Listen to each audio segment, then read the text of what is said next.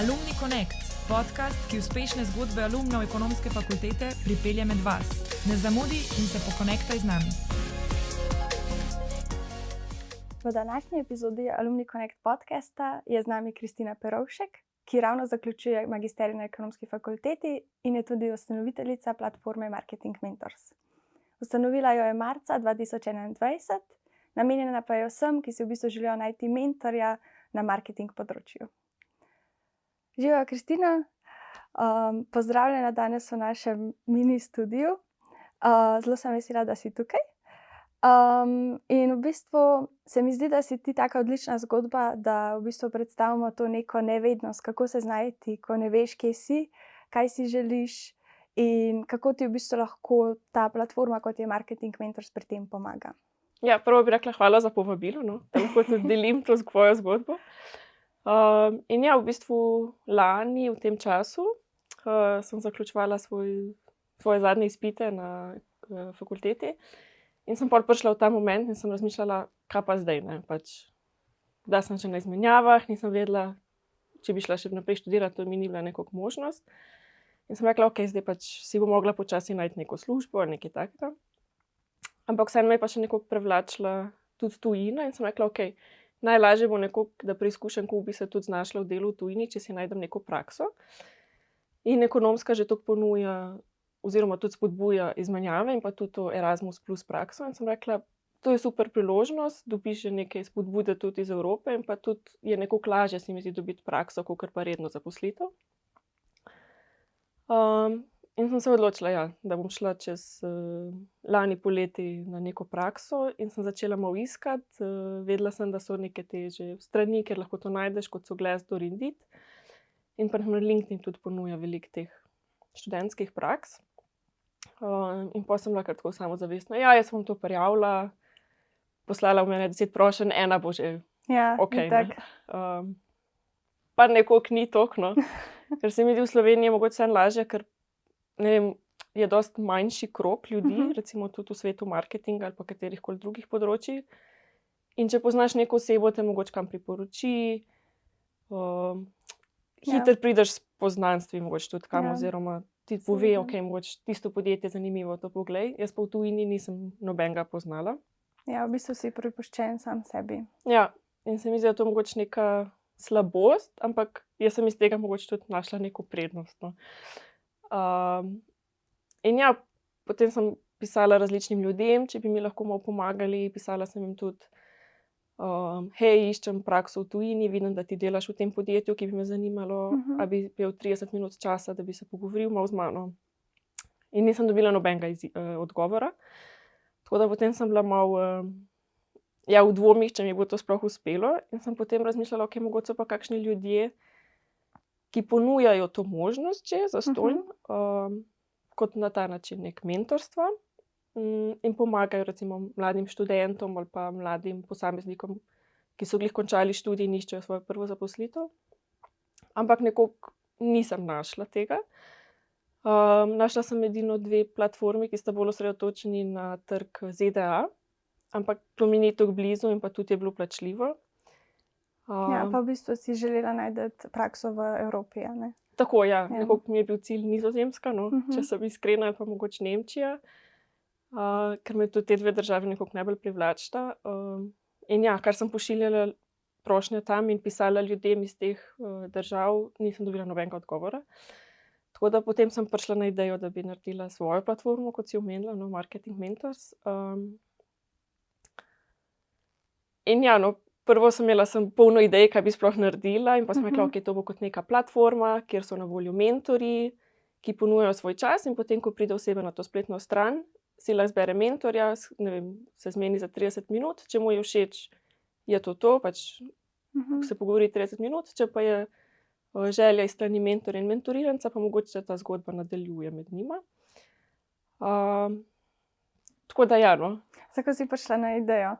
Kaj pa recimo to, v bistvu si zelo simpel že na začetku zastavila, ne? In kakšna je bila pa pol ta v bistvu nek proces vzpostavitve tega, te platforme? A ti je bilo težko, a ti je kdo pomagal, a je bilo to v bistvu tako bolj čez noč narejeno, gremo probat, kako je bilo?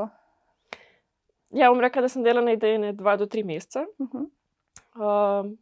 Prej, 2 leti nazaj, sem si že sama naredila svojo personalno spletno stran, tako da sem malo poznala, kako se to naredi. Pa imam tudi par kolegov, ki so študirali računalništvo, tako da vem, da ni to tako bav narediti spletno stran, ampak pač, da se da. No.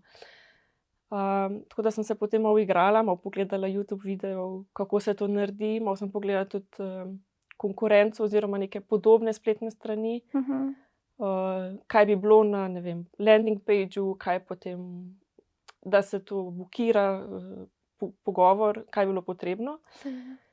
Tako da sem potem naredila nek osnutek in potem pisala že ljudem, če bi bili pripravljeni torej donirati svoj čas in postati mentor tle. V bistvu si že ta čas, ko si postavljala spletno stran, tudi iskala. Tako, ker sem hotela, zanimivo. Ker sem rekla, ko bom dala to ven, hočem, da so vse 3 do 5 mentorjev je že tam na voljo. Ker če samo objavim, rečem, ok, zdaj so tle mentorji, jih pa ni, se mi zdi, da mogoče ne bi bilo toliko. Seveda. Ok, no, tako mi je bil cilj. Mogoče ni bilo toliko, ja. Pol, če je mentorska platforma, rab mentorje, ja. Ja, vsaj par, ne. Se strinjam. Tako da ja, ko sem pa pisala v bistvu tudi enim naključnim ljudem, ki sem jih našla na LinkedInu, in sem jim pisala, torej, ja, razmišljam, da bi to naredila, iščem prve mentorje, zdi se mi, da bo tvoj profil zelo ustrezen za mentorirance in da jim boš lahko pomagal. Sem pa dobila zelo take pozitivne odgovore nazaj, no, tako da sem bila zelo presenečena. Tako da sem potem lani marca dala to spletno stran ven s 4 mentorji. No. Tako da mi je bil to že tak en uspeh. Top. In kakšen je bil prvi odziv pol? Ja, potem se spomnim 13. marca, no, sem dala to ven. In sem potem tudi naredila kot neke banerje, pa potem sem poslala to mentorjem, da če želijo to deliti. Tako da sem takrat res tisti dan dobila zelo velik odziv nazaj. Mentorji so bili tudi navdušeni, so pisali, ja, jaz sem ti postal tle mentor, doniral bom čas. Mislim, da tudi mentorjem je tudi to zanimivo, da je to tudi za njih nekaj dodana vrednost in da pomagajo nazaj, ker so bili tudi oni enkrat v tej situaciji. In so mogoče tudi oni takrat iskali nekega mentorja, pa jim ni bilo to tako dostopno. In se mi zdi, da jih je to tudi nekako prepričalo. No. Dobro. In se pravi, zdaj stran postavljena že skoraj 1 leto. In kakšni so odzivi, kakšne zgodbe se razvile iz teh mentorstev, če bi nam kakšna zaupala? Ja, bom rekla, da lepo raste, no, tako mogoče več, kot sem si pričakovala. Všeč mi je tudi, da mentorji širijo nek dober glas o tem. In večinoma novih mentorjev se je potem priključilo zaradi že teh, ki so bili tam. In pa ja, z mentorji se dobim skoraj vsak mesec, imamo online meeting. Tako da mi je tudi to fajn, da jih malo bolj osebno spoznam in potem mi tudi oni, ki svetujejo, tako da mi je to že všeč zaradi sebe.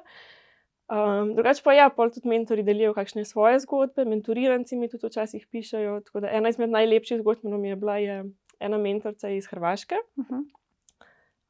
In ona tudi zelo spodbuja, ne vem, opolnomočenje žensk in tako. In je imela 2 mentoriranki, tudi iz Hrvaške, s katerima se je potem zmenila, da bo ne samo imela eno srečanje, ampak bo potem se dobila z njima večkrat.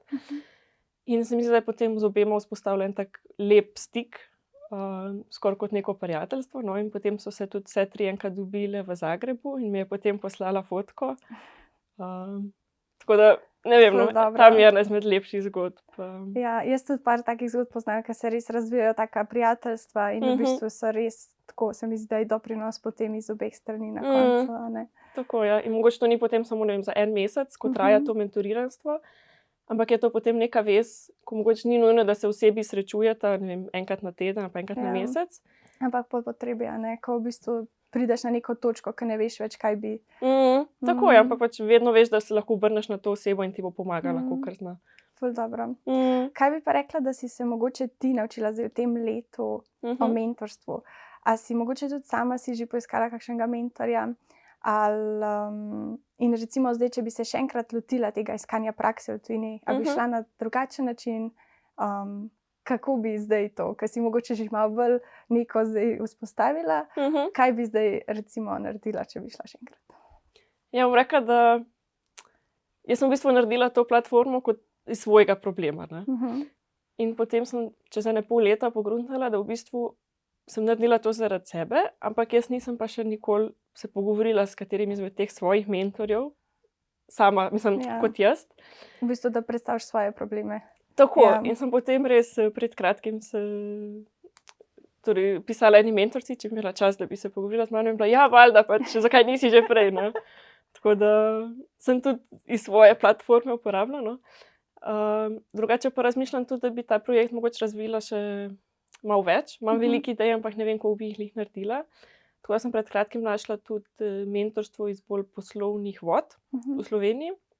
Tako da imam trenutno tudi svojo tako mentorco, no. Ja, ne vem, verjetno, če bi imela tako mišljenje tudi lani, bi se mogoče tudi drugače lotila iskanja prakse. Ampak mogoče tudi, ne vem, 5 let nazaj, ko sem začela študirati, bi mogoče tudi takrat že si poiskala kakšnega mentorja. No. Ne vem, se mi zdi, da vsaj moje mišljenje je bilo takrat, da ne vem, mentor je res nekaj tako, ne vem, nedostopno. No. Tako da... Pa mogoče se mičkam bojiš, ne lih bojiš teh oseb, ampak težko ti je pristopiti, pa ne veš, kaj bi vprašal. Ne veš, kaj bi vprašal, ker ne veš, kaj tebe sploh zanima. In kaj bi pa tle rekla, da mogoče ali probaš vse ni to, ali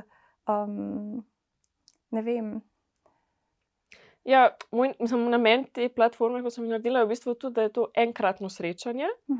In mogoče, da bi tudi s tem odvrnila ta strah. Če imam mentorja, da ga moram pa zdaj spraševati 1 leto nekaj, ne. Mogoče imaš samo eno vprašanje, uporabiš te pol ure in dobiš odgovor, če ti pomaga, mogoče pa ne. Ampak se mi zdi, da je še zmeraj ta nek strah, tudi kaj bi sploh vprašal, kako bi ti predstavil svoj problem, kaj si bo zdaj ta tvoj mentor mislil, a ti bo znal pomagati. Ampak se mi zdi, da to kot nek pogovor vzemi ali pusti, on ti da nek nasvet, ti pove, kaj on misli, kako bi ti lahko recimo se rešil iz tega problema, kako bi rastel, kako bi ti lahko nekaj napredoval, mogoče ti predlaga kakšno knjigo, ki bi ti pomagala. In se mi zdi, da to kot nekaj, ti je v redu ta odgovor, boš mogoče kaj spremenil, mogoče pa tudi ne. V bistvu se pa lahko sam odločiš, a bi to nadaljeval, a bi kaj naredil, a ti je v redu primer. Tako da se mi zdi ful dobra ideja. Kako se je pa v bistvu potem to tvoje iskanje prakse, a si našla tisto, kar si iskala, kaj si sploh iskala? Ja, bom rekla, tekom iskanja sem bila kar iskreno obupana, no, sem rekla, tle ne bom nič našla, pač od misli. Tako da moj nekak cilj so bile 3 podjetja na Nizozemskem in potem... Katera pa? Ja, moja tako top so bila Philips, Henkel in pa Heineken. Tako da to so tudi neka mednarodna podjetja z dobro neko blagovno znamko, kar me je tudi privlačilo. In pa iskala sem podjetje, da je nekako tudi usmerjeno na trajni razvoj, no. Da ni samo profit, ampak tudi nekaj dodatno. Tako da pol v iskanju sem bila že malo obupana, kaj pač, če bom sploh kaj dobila ali ne. Tako da pol, ko sem že malo nehala iskati, no, sem potem dobila mail glih iz Philipsa. Če se še zmeraj zanimam za to prakso, ki sem pisala, in pa sem mislila, valjda. Eno izmed top 3 podjetij je skončno. Ne bom rekla, ne. Tako da potem tudi cel proces intervjuja je bilo zelo hitro, tako da sem potem, mislim, da v roku 1 meseca že potem tudi podpisala pogodbo in sem potem za 6 mesecev imela prakso tam, no. Dobro. Kaj si pa delala v bistvu pol? Kako so bili te začetki v bistvu neki uvajanja, prav točno, katero pozicijo si delala, kaj je obsegal tvoj delavnik? Ja, moja pozicija je bila v ekipi za poslovni razvoj in v tem podjetju imajo pač razdeljene produkte in jaz sem bila za moške brivnike in vse ženske izdelke za lepoto. To vključujejo brivniki, za lase, vsi oblikovalci, sušilci in tako naprej. Tako da bom rekla, kar nisem pričakovala, da sem se naučila veliko o moškem britju. Vse možne načine. Kaj? Tako da imam zdaj eno prednost. Če rabi kdo idejo za darilo in ne ve, kaj kupiti moškemu od brivnikov, lahko svetujem. Kateri so bestsellerji tle? Ja, zelo dober je sicer višji rang, ampak je serija 9000. Ta je zelo tak popularen in kakovosten. Drugače je pa zdaj tudi nov produkt hibriden, tako da to malo preskušajo. To je pa bolj za mlade. Kaj jaz to sploh ne vem? Hibriden v smislu, kako ga filaš? Ja, pač ti Philipsovi brivniki so na elektriko.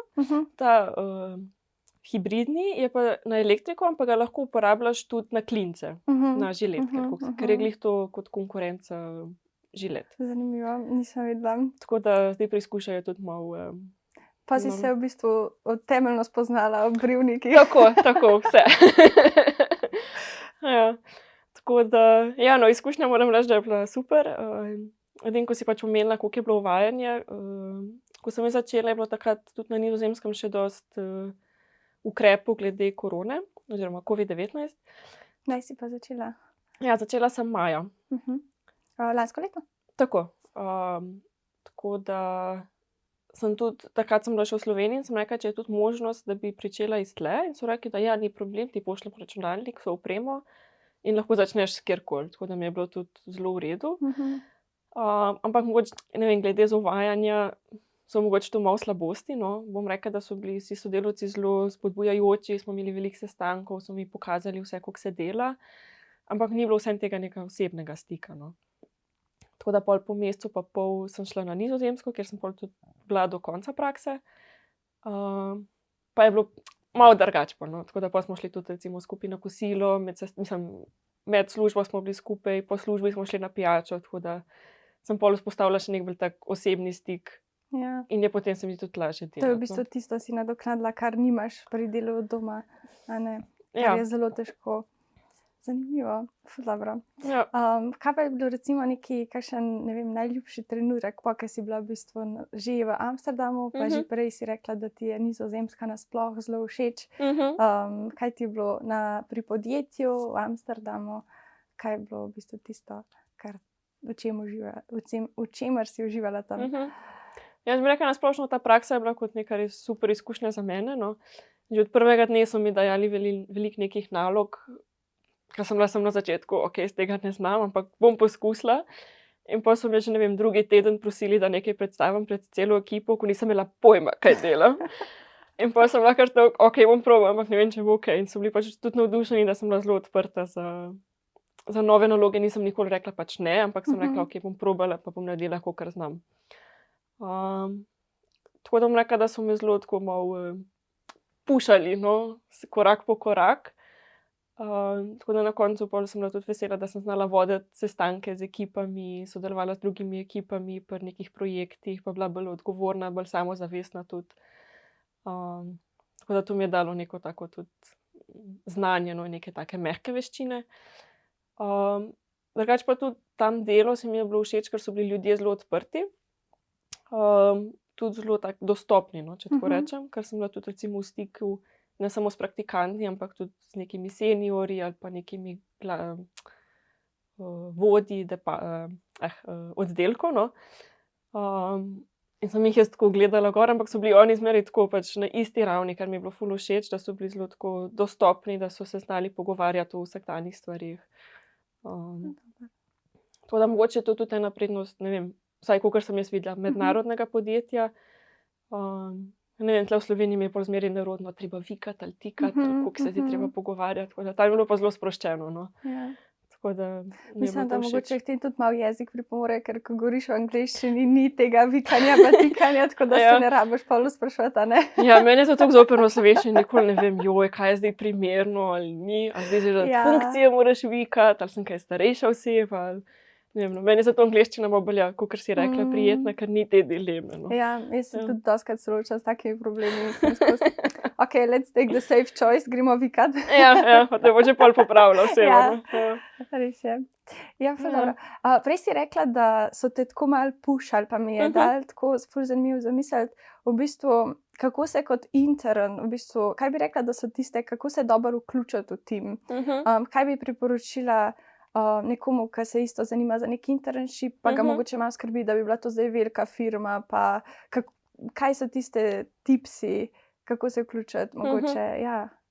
Ja, meni je zelo pomagalo tudi tle v ekipi, sem recimo imela svojega mentorja, no, jaz sem ga tako klicala, ampak je bil v bistvu kot neka oseba, s katerim sem imela enotedenske sestanke in sva potem gledala, kaj jaz delam, moje cilje, moj napredek, kaj bi rada spremenila. Tako da bi rekla, da je bilo to zelo ena taka v redu stvar, ker sem že na začetku, mislim, tam drugi teden sem si postavila svoje cilje, kaj bi jaz rada v teh 6 mesecih dosegla. Torej, ne, da sem delam, kar mi dajo, ampak da sem rekla, ok, rada bi izpopolnila svoje veščine v prezentaciji in pa so mi dajali več takih stvari. Ne vem, rada bi razmišljala bolj strateško in so me pol vključevali v njihove neke sestanke, da sem prvo poslušala, pa tudi, če sem imela kaj za povedati, da sem povedala svoje mnenje. No. Tako da to bi rekla, da je bilo nek tak...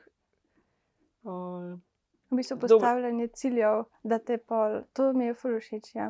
Ja, da so ti v bistvu totalno stopali nasprot. Tako, ker oni nam niso vedeli, kaj jaz hočem in kaj pričakujem od tega. Ko sem pa povedala, pa so pa razmišljali v to smer, bomo jih dali kaj za tazga delati.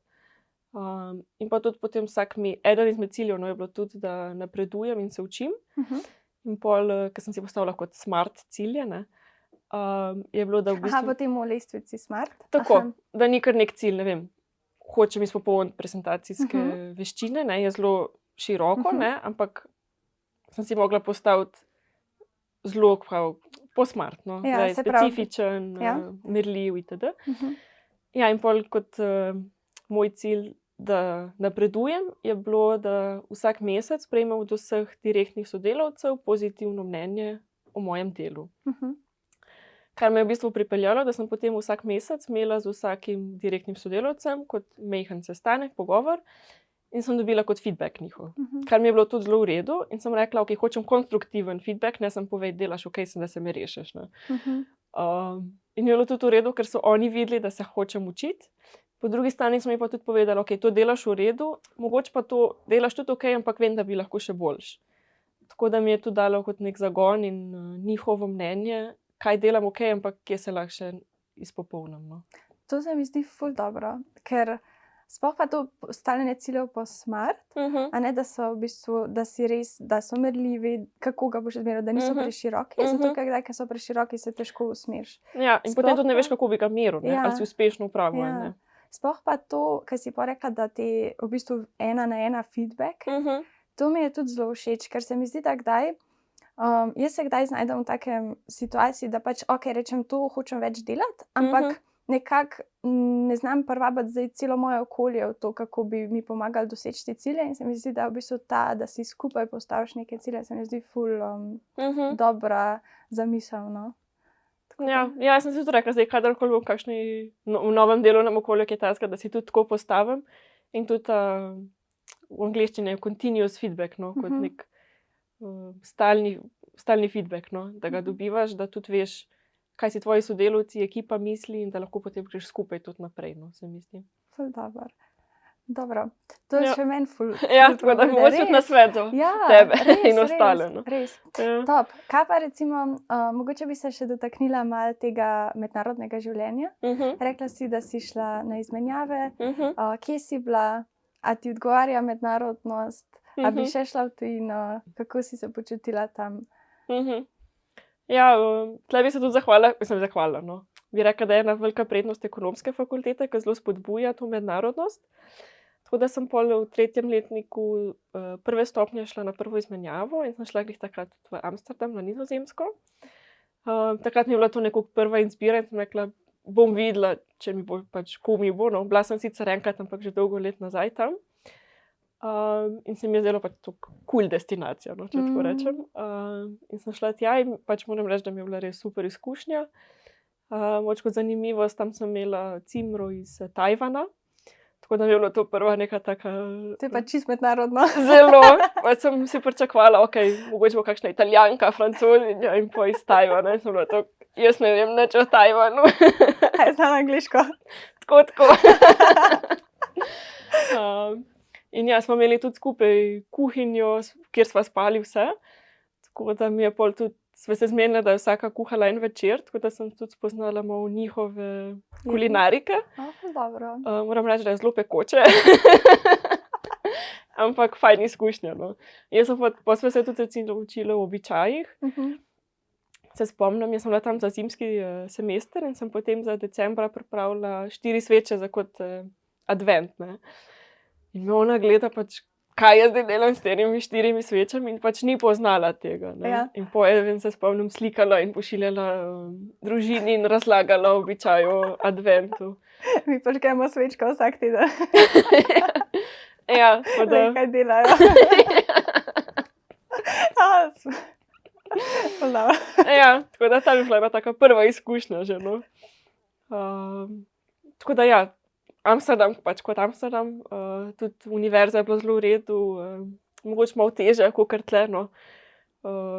Ker vsi, ko sem se prej pogovarjala, so rekli, ja, na Erasmus greš žurat, ne.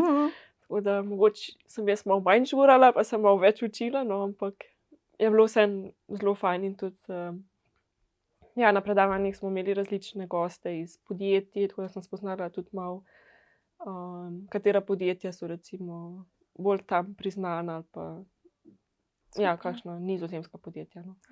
Nizozemska se ti pol kar vtisnila v srce. Ja, bom rekla, ja. Kaj je bila pa druga izmenjava? Ja, druga izmenjava sem šla pa v drugi stopnji. Sem šla pa v Aachen, v Nemčijo.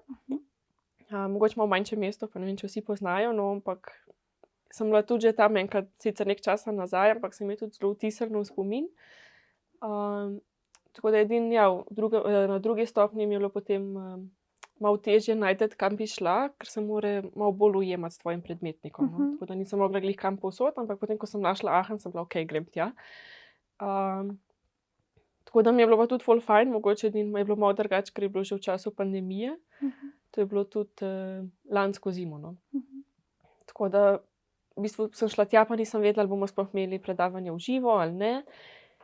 In nismo imeli, tako da sem šla takrat na faks samo enkrat v celi izmenjavi in če to je bilo kot... Ampak si bila saj gor v Nemčiji, a ne? Sem bila, ker vem, da nekaj jih je pol tukaj v Sloveniji ostalo, pa so bili stle in ti so bilo tako res, joj, bogi. Ja, jaz sem rekla, grem gor, pa bom videla, pač če mi ne bo kul, bom prišla nazaj. In potem so nas tudi tja, ne bom rekla, glihecali in pa tudi oni niso vedeli. In potem so skozi spreminjali, ja, mogoče bo v živo naslednji mesec, mogoče bo naslednji mesec. Ja, itak si Ja, day to day. in potem so tudi rekli, ok, izpiti bodo pa za ziher v živo, tako da tudi, če mislite iti nazaj v domovino, boste mogli priti nazaj. In pa sem rekla, mogoče pa pač bom kar tle ostala, no. Tako da, ja, kljub temu, da nisem bila nikoli na faksu, sem imela zelo v redu družbo.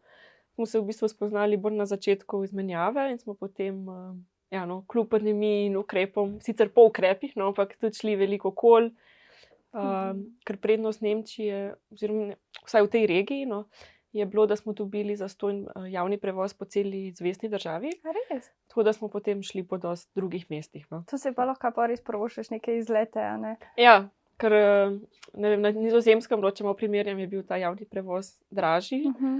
Tle v Nemčiji smo pa kar šli, ok, gremo jutri nekam. Sem, da smo šli. To je res fajn, pol, če imaš vse zastonj, si sam tako, ok, ta teden, Pa si v bistvu, a si veliko držav obiskala, mislim držav, mest. Mest, ja. Tako da enkrat so tudi te moje kolege, jaz takrat sicer nisem šla, je bilo tudi možnost, da si šel na Nizozemsko, v Maastricht, ker je nekako sta povezani mesti, no, ker potem veliko ljudi se vozi dnevno ali pa tedensko iz Aachna v Maastricht. Drugače pa ja, po tej zvezni državi smo se kar, no, tako da, ne vem, Köln je eno tako izmed večjih mest tam, no. Drugače pa eno tako zelo simpatično mestece, ali pa skozi vasica je bilo pa tudi Monschau. Je bilo pa tudi tako zelo srednjeveško, tako romantično, no. Tam je bilo zelo simpatično. Ful dobro. Ja. Ja, top. Ne vem, če sem te prej vprašala, ampak kako si se sploh, iz kje želja za to mednarodno prakso, ne? Ker v bistvu je bilo to nekak začetek za vse pol nadaljne projekte, a ne? Ja, v bistvu tudi ne vem, s kje je bila prvo ta želja za izmenjavo, no. Zmeraj me je nekako privlačilo, da bi probala, pa sem šla na prvo izmenjavo, pa mi je bilo ful v redu. Potem tudi na drugo izmenjavo sem zelo uživala in pol... Ja, nisem več imela nekih možnosti za izmenjavo, sem rekla, ok, bo pa ta praksa. In se mi zdi, da, ne vem, življenje v tujini mi je dalo neko tako dodatno samozavest in tudi na začetku mogoče nisem vedela, kako bi se znašla v neki novi situaciji, ampak me je to pripravilo, da se naučim, no.